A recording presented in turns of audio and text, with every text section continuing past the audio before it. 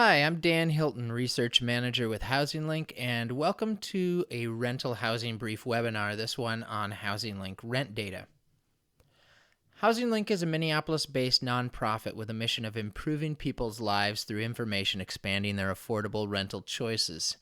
Since December of 2018, we've been publishing the Rental Housing Brief, a monthly series of reports on the state of rental housing, which now features reports for both the cities of Minneapolis and St. Paul. If you're interested in a broad overview of the entire report, you'll find a link to a video that does just that in the description below and on our website. This video is specifically going to cover the private market rent data that we use for a number of metrics in this report. If you're familiar with our Twin Cities Rental Review report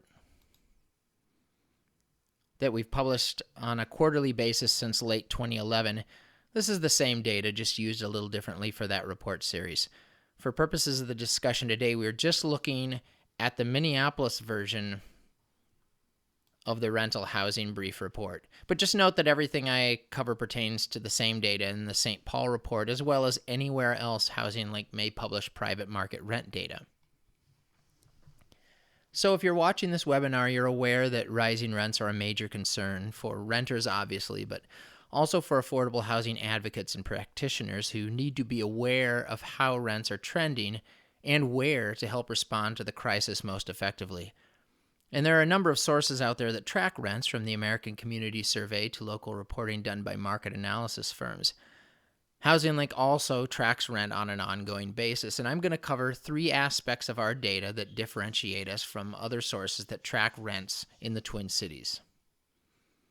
First, HousingLink data is based on advertised rents, where you see a lot of data reported that is based on surveys of occupied units. Our data is based on publicly advertised rental vacancies.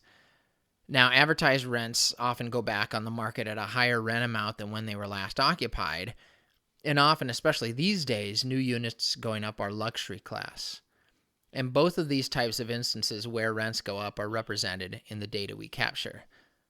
On the other hand, if there's an instance where a family is living in an apartment for 5 years and they just keep renewing their lease, we're not going to capture that rent. We are going to capture what rent that unit is listed at when the family does move out, whether it goes up or stays the same. What that all means is that the rent amounts we report on tend to be very responsive to changes in the market. One way I like to describe it is to say that the rents we report on are quite literally what a renter is facing in the open market. The second way HousingLink data is different than a lot of what you see out there is that we have coverage of what we call the shadow market. That is to say, the portion of the rental market made up of single-family homes, duplexes, condos, and townhomes. I think it's easy when one thinks of the rental market broadly to think of large multifamily apartment complexes, but at the height of the foreclosure crisis, we were actually seeing around a 50-50 mix between multifamily and shadow market in terms of listings that we captured. Since that time, some of that shadow market inventory has been absorbed back into ownership stock, but it still represents around 30 to 35% of all reportings or all listings we report on. And why this is so important is because it's actually not all that easy to get data on rental in the shadow market, which tends to be very fluid, with smaller mom and pop style properties a lot more likely to go from rental to ownership or vice versa, depending on market conditions and, frankly, the life circumstances of the property owners. And yet each one of these smaller format properties represents one more possibility for a family that might otherwise be having trouble finding someone to accept a housing choice voucher or work with a family's unique circumstances.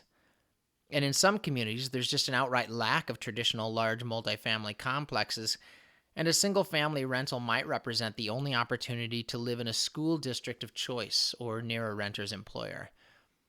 In short, we just feel that including rent data on the shadow market provides a more representative view of what renters are facing in the market. All right, and the third and final thing I'll mention about our data is that we are generating it on a monthly basis. So prior to 2018, we were producing the Twin Cities Rental Review and its underlying data on a quarterly basis. So this monthly look is a relatively new feature, and given we're reporting on advertised vacancies only, we really only have the sample sizes to produce monthly reports for the two largest cities in Minnesota. But for Minneapolis and St. Paul, as well as any other custom work we do for metro counties or statewide, our data supports a real timeliness in looking at rental trends.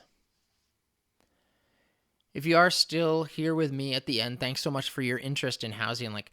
Please visit our data and research page on our website and see what else we're up to. If you have more questions about our rent data, including anything about best practices or working with us on a custom report or analysis, let us know. You can explore other current and past projects on our website, as well as signing up for updates when we publish new work. Thanks for watching.